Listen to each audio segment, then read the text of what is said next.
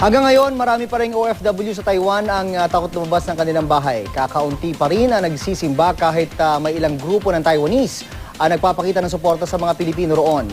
Mula sa Taiwan, may ulat on the spot si John Consulta. John? Yes, June, dahil nga araw ng linggo ay nagtungo ngayong araw sa mga simbahan at Christian churches sa Taiwan ang ilan sa ating mga kababayang OFWs. Paagian ng lingguhan nilang pagsimba. Pero kapansin-pansin, June, na ang mga bakanting upuan sa ilang mga simbahan.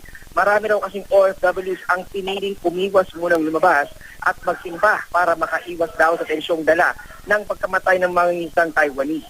Sa loob ng mga simbahan, taimtim na itinagdasal ng ating mga kababayan ang pamilya ng namatay na Taiwanese fisherman sa gitna daw ng pighati na kanilang pinagdadaanan. Sama-sama rin nanalangin ang OFWs Taiwan para humupa na ang tensyon at mapawi ang galit ng mga Taiwanese sa mga Pilipino rito.